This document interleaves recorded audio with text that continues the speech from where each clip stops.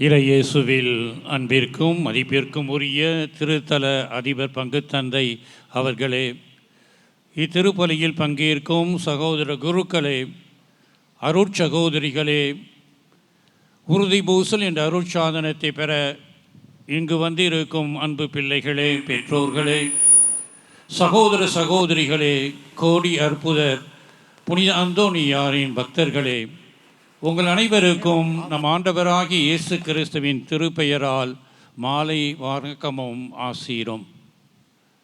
இன்றைய முதல் வாசகமானது யாகுவே பழைய ஏற்பாட்டிலே தன்னுடைய மக்களின் தேவைகளை அறிந்து இறைவாக்கினர் வழியாக எவ்வாறு அவர்களை காத்து பராமரித்து வருகின்றார் என்பதை ஒரு சிறு நிகழ்வின் மூலமாக எடுத்து காட்டப்படுகின்றது. ஆம், ஒரு சாதாரண இடத்திலே கிராமத்திலே இருந்த ஒரு கைம்பெண்ணுக்கு இறைவனால் தேர்ந்தெடுக்கப்பட்ட இறைவாக்கினர் எலியா சென்று அவருக்கு ஆறுதலாக அவர் வழியாக பல புதுமைகளை செய்து இறைவன் என்றும் நம்மை காத்து வருகின்றார், இறைவனின் பராமரிப்பு என்றும் நம்மில் நடந்து தொடங்கி இன்று வரை இருக்கின்றது என்பதை அந்த சாரிபாத் கைம்பெண்ணின் மூலமாக இறைவன் காட்டுகின்றார். புதிய ஏற்பாட்டிலே இறைவன் தன்னுடைய மகனின் மூலமாக உலகத்தை படைத்த ஆண்டவர், உலகத்தை மீட்ட ஆண்டவர், உலகத்தை பராமரித்து வரும் ஆண்டவர், அவரால் தேர்ந்தெடுக்கப்பட்ட மக்களாக இருக்கின்ற நாம் அனைவரும் இந்த பராமரிப்பின் பணியிலே பங்கேற்க நாம் அனைவரும் இவ்வுலகிலே இருக்கின்ற உப்பாகவும் ஒளியாகவும் மாற வேண்டும் என்று நமக்கு ஒரு அழைப்பினை விடுக்கின்றார். உப்பின் மேன்மையையும் ஒளியின் மேன்மையையும் நமது தினசரி வாழ்க்கையில் நாம் உணர்ந்திருக்கின்றோம். உப்பற்ற உணவு சப்பற்றதாக இருக்கும் என்பதையும், ஒளி இல்லாத வாழ்க்கை இருளிலே அமிழ்ந்துவிடும் என்பதையும் நாம் உணர்ந்து இயற்கையில் இந்த இரு முக்கியமான இறைவனின் படைப்புகளில் ஒன்றாக இணைந்து வாழ்ந்து கொண்டிருக்கின்றோம். நம் ஆண்டவராகிய இயேசு கிறிஸ்து உப்பையும் ஒளியையும் நமக்கு எடுத்து காட்டி நாம் உப்பின் மக்களாக இருக்க வேண்டும், ஒளியின் மக்களாக இருக்க வேண்டும். உப்பானது எவ்வாறு தன்னகத்தையே ஒரு அருமையான ஒரு சுவையை தருகின்ற, எல்லாவற்றிற்கும் மேலாக பாதுகாக்கின்ற தன்மையை கொண்டதாகவும், இறைவன் முன்பாக புனிதமான ஒரு வெள்ளை நிலத்திலே இருக்கின்ற ஒரு புனிதத்தை காட்டுகின்ற ஒரு பொருளாக இருந்து நாமும் நம்முடைய வாழ்க்கையில் பிறருக்கு உப்பாக, பிறரின் வாழ்க்கையில் மகிழ்ச்சியையும் அமைதியும் தருகின்ற ஒரு பராமரிக்கும் பணியில் இருக்கவும், எல்லாவற்றிற்கும் மேலாக அழைக்கப்பட்ட அழைப்பிற்கு ஏற புனிதத்தை பெற்ற மக்களாக புனிதத்தை பிறருக்கு தர அழைக்கப்படுகின்றோம். அதே போன்றுதான் ஒளியும். ஒளி என்பது பிறருக்காக இறைவனால் படைக்கப்பட்ட அற்புதமான ஒரு படைப்பு. அந்த ஒளியிலே நாம் எல்லாவற்றையும் காண்கின்றோம். அதே ஒளி நமக்கு எச்சரிக்கையின் ஒளியாகவும் இருக்கின்றது. அதே ஒளி மறைந்து கிடக்கின்ற உண்மைகளை எடுத்து காட்டுகின்ற ஒரு கருப்பொருளாகவும் இருக்கின்றது. அதே ஒளி நமது வாழ்க்கையில் ஒரு நம்பிக்கையை தருகின்ற ஒளியாகவும் இருக்கின்றது. எனவே உப்பாக இருந்தாலும் சரி, ஒளியாக இருந்தாலும் உப்பு தனக்காகவோ ஒளி தனக்காகவோ வாழ்வது கிடையாது. அது பிறருக்காக வாழ்வதை போன்ற நிலையில் நாமும் நம்முடைய திருமுழுக்கின் மூலமாக பிறருக்காக வாழ அழைக்கப்படுகின்றோம். இதனையே கோடி அற்புதர் அந்தோனியாரின் வாழ்க்கையிலும் நாம் பார்க்கின்றோம். அவருடைய வாழ்க்கையானது பிறருக்காக அர்ப்பணிக்கப்பட்ட முழுமையான நிறைவான வாழ்க்கையாக இருக்கின்றது. அர்ப்பணிப்புக்கு எடுத்துக்காட்டான ஒரு புனிதராக இருக்கின்றார். கோடி அற்புதங்கள் என்று சொல்லும் பொழுது அந்த புனிதர் எவ்வாறு பிறருக்கு தேவையான அனைத்தையும் தன்னுடைய பரிந்துரையால் இறைவனிடமிருந்து பெற்று தருகின்றார். பிறரின் தேவைகளில், பிறரின் துன்பங்களில், பிறரின் சவால்களின் பிறரின் விருப்பங்களில் அவர் பங்கேற்கின்ற ஒரு தன்மையை இந்த அற்புதங்கள் மூலமாக செய்கின்ற விதத்தினால் அவரும் இறைவனின் ஒரு பராமரிப்பும் கருவியாக நமக்கு கொடுக்கப்பட்டு இருக்கின்றார். தன்னுடைய எடுத்துக்காட்டான வாழ்க்கையில் நாமும் பராமரிக்கும் மக்களாக, இறைவனின் தூதுவர்களாக, பிறருக்கு ஒளியையும் நம்பிக்கையையும் ஆறுதலையும் எல்லாவற்றிற்கும் மேலாக வாழ்விற்கு தேவையான அனைத்தையும் நம்மால் இயன்ற அளவுக்கு இவ்வுலகிலே தர நம்மை அழைக்கின்றார் அந்த புனிதர்.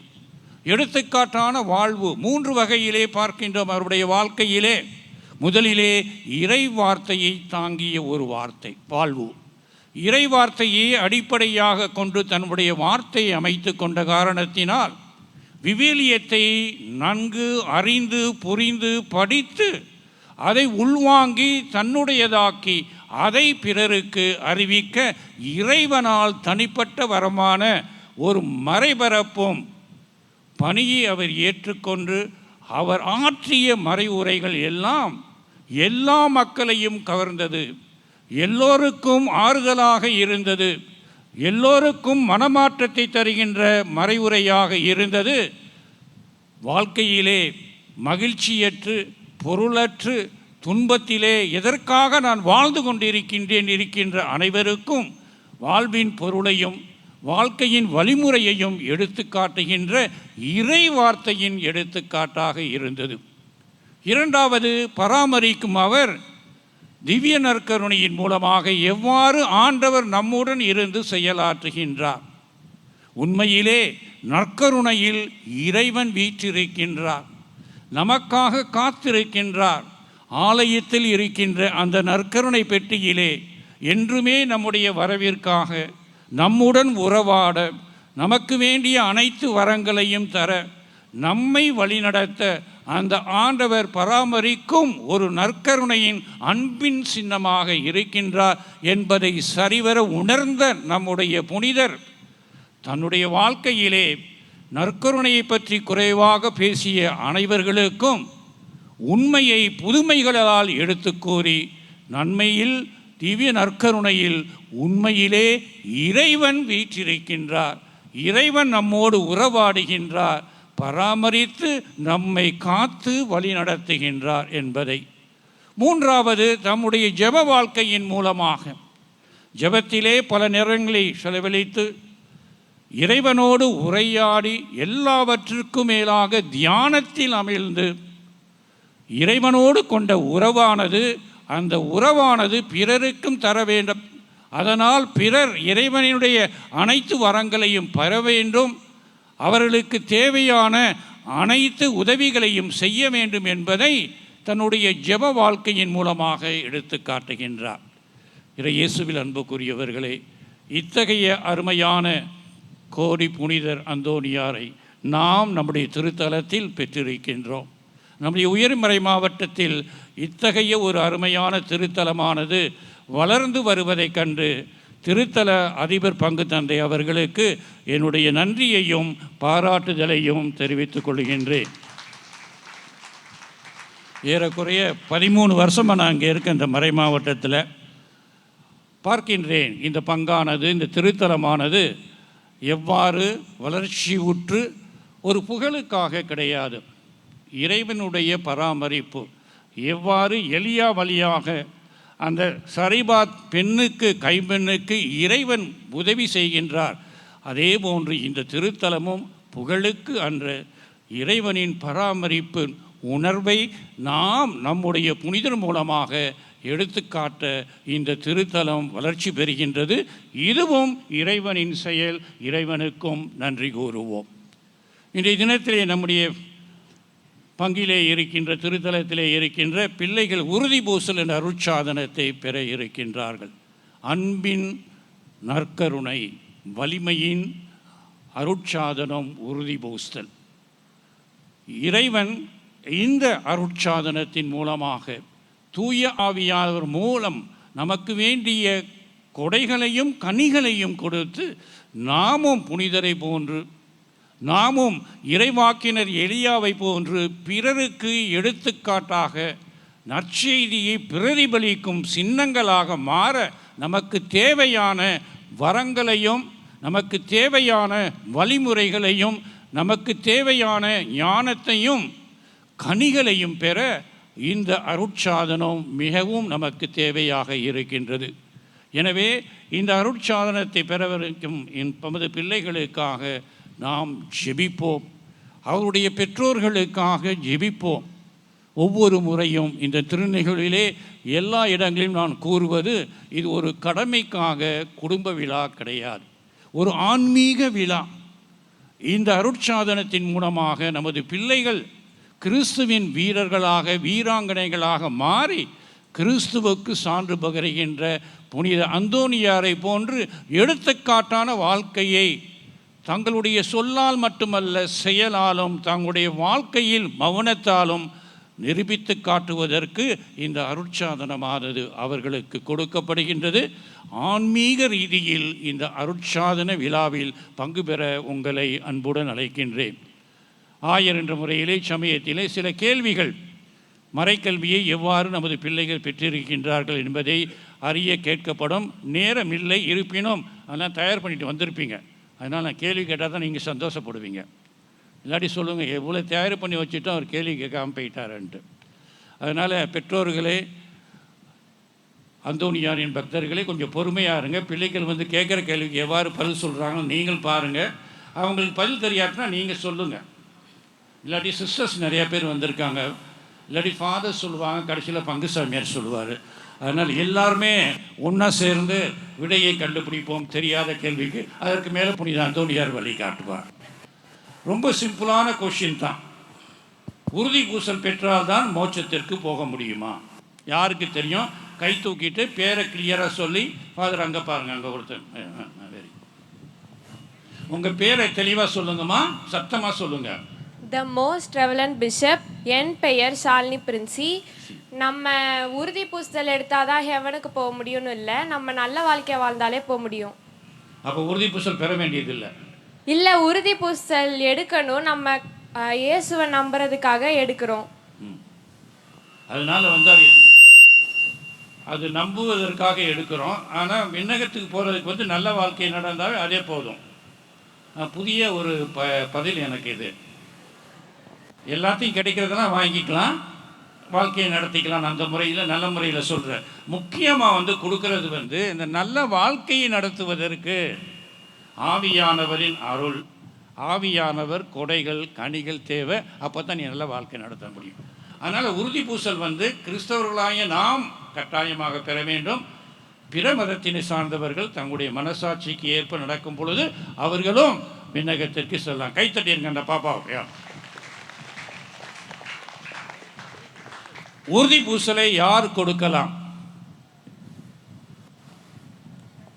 கை தூங்க, தைரியமா, பயப்படாம. மோஸ்ட் ரெவரண்ட் பிஷப், என்னுடைய பேர் வேணா, நம்ம உறுதி பூசல் பிஷப் கொடுக்கணும். பிஷப் தானே? ஆமாம் ஃபாதர். உங்கள் பங்குசாமியார் கொடுக்க முடியாதா?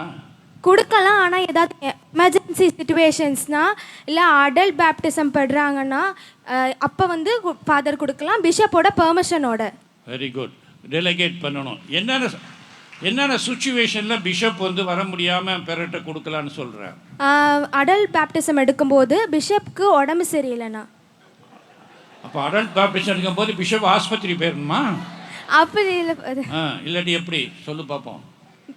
அடல்ட் பேப்டிசம் எடுக்கும்போது அதுக்கு நீங்கள் கேட்க வேண்டிய பிஷப்ட இன்ஃபார்ம் பண்ணிட்டு கொடுக்கலாம். அது வெரி குட். அதே மாதிரி கல்யாணத்துக்கு முன்னே அவசியமாக இருந்ததுன்னு சரி. மற்ற சமயங்களில் பிஷப் டெலிகேட் பண்ணலாமா, பண்ண முடியாதா? பண்ண முடியாது. அது எந்தெந்த சமயத்தில் பண்ணலான்னு சொல்லி பார்ப்போம். பிஷப்க்கு திருப்பி சீக்காகிட்டாருன்னா அது ஒரு காரணம். Very good. எத்தனை தடவை சீக்காக முடியும் பிஷப்பு? ஆஸ்பத்திரியிலே படுக்க வேண்டியதுதான். அடுத்தது மற்ற காரணங்களுக்காக. யார் மற்ற காரணங்கள் யாருக்காவது தெரியுமா? கைத்தட்டிருங்க. Very good. அது சொன்னது ஒரே காரணம். இன்னும் சில காரணங்கள்லாம் இருக்குது. யாருக்கு தெரியும்? பெற்றோர்களும் சொல்லலாம். கொயர் கிளாஸில் பொதுவாக கேள்வி கேட்பேன். அவங்க பாடிட்டு போயிடலான்னு நினைப்பாங்க. அவங்க தான் இதுலையும் பதில் சொல்லணும். So the witnessing life is not only by singing, by responding the questions also. யாருக்கு தெரியுமா? சிஸ்டர்ஸை கேட்டால் பிடிக்கும். உட்காந்துருக்கேன். ஏமா உறுதி பூசல் வாங்குறதுக்கு வந்து ஆயர் எப்போ வர முடியல, என்னென்ன காரணத்தான் இருக்கும் சொல்லுங்கள் பார்க்கலாம். எஃப்எஸ்சி ஜிஸ்டஸ் தான் உங்களை தான் கேட்குறேன். தைரியமாக வாங்க, ஒரு அட்லீஸ்ட் ஒரு ரீசனான்னு சொல்லுங்களேன். பங்குசாமியார் எழுந்திருக்காரு பதில் சொல்கிறதுக்கு போல். என்ன காரணமாக இருக்கும் சொல்லுங்கம்மா.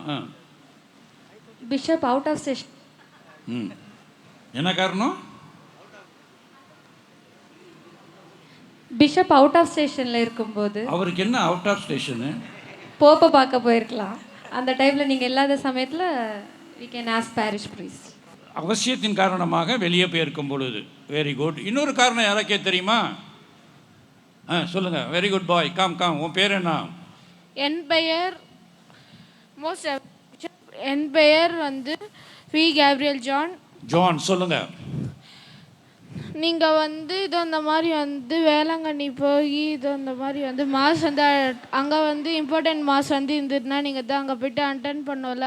அதனால வந்து இது இங்கே வர முடியாத காரணத்தினால் நீங்கள் வந்து பண்ணலாம். வேளாங்கண்ணிக்கு போனால் மட்டும்தானா? இல்லை ஃபாதர், நீங்கள் இது வேறு எங்கேயாச்சும் இம்பார்ட்டண்ட்டாக போனோன்னா நீங்கள் வந்து ரோம் போனாலும் சரியா? அந்த சமயத்தில் சரி. இப்போ வெளியூருக்கு ஏதோ ஒரு காரணத்துக்காக செய்யும் பொழுது அவசியம் மேதான். வேறு ஏதாச்சும் காரணமாக இருக்குமா? பெற்றோர்களும் சொல்லலாம். வேறு காரணங்கள் சில. அரசியல் காரணமாக சில சமயத்தில் நம்ம நாட்டில் அப்படி இல்லை. இந்த லாத்தின் அமெரிக்கா நாட்டில் தான் பிஷப் வந்து ஹவுஸ் அரெஸ்ட் பண்ணியிருப்பாங்க. வெளியே வந்தால் கைது பண்ணிடுவோம் அவர் பேசின பேச்சிற்காக.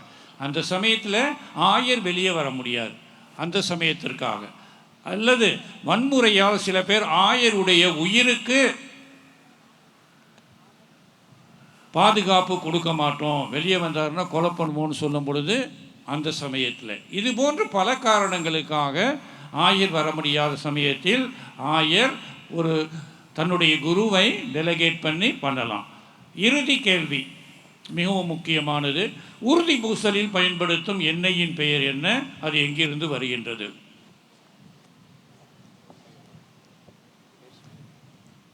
My name is Ashad Kumar. அஸ்குமார் சொல்லுங்க. உறுதி பூசல இது என்ன யூஸ் பண்ணுறாங்கன்னா கிறிஸ்மா எண்ணெய். அது எங்கேருந்து வருதுப்பா? ஆலிவ் ஆயில் ட்ரீலேருந்து. ஆலிவ் ஆயிலேருந்து எடுத்தோன்னே கிறிஸ்மா எண்ணெய் ஆயிருமா? இல்லை பால்சம் ஆட் பண்ணுவாங்க. சும்மா யார் ஆட் பண்ணணும்? உங்கள் அம்மா பண்ணலாமா, அப்பா பண்ணலாமா, பங்குசாமியார் பண்ணணுமா? இல்லை பிஷப் பண்ணணும். பிஷப் சும்மா கூப்பிட்டு இந்த ஆயில் பண்ணிவிட்டு அதெல்லாம் முடிஞ்சிருமா? இல்லை ப்ளஸ் பண்ணணும். அதை ஜெபம் செய்யணுமா? என்ன ஜெபம் செய்வார்? கிறிஸ்மா மாஸ் அப்போ அர்ப்பண ஜெபம் செய்வார். அதை நீ பார்த்துருக்கியா? நீ இல்லை ஃபாதர், இன்னும் சான்ஸ் கிடைக்கல. Yes father. அதுதான் புதிய நீ வரணும் பண்ணணும்னா புனித வாரத்தில் வந்து நம்முடைய சாந்தோம் கத்தீட்ரலுக்கு வந்தால் பார்க்கலாம். ரைட்டு. என்ன வருகின்ற அந்த ஆலிவ் எண்ணெய் அதை எடுத்து அர்ச்சிக்கும் ஜெபத்தை சொல்லி குருக்களோடு ஆயர் மன்றாடி அதன் மேல் 3 முறை ஊதி ஆவியானவரை வர செய்து அத்தோடு கலக்கின்ற பால்சம் என்ற நறுமண தைலை சேர்க்கும் பொழுது அச்சமயத்தில் கிறிஸ்மா ஆயில் நமக்கு இறைவனால் தரப்படுகின்றது. கைத்தட்டிருங்க குமாருக்கு. இந்த கிறிஸ்மா என்ற தைலத்தை எந்தெந்த அருட்சாதனங்களில் பயன்படுத்துகின்றோம்?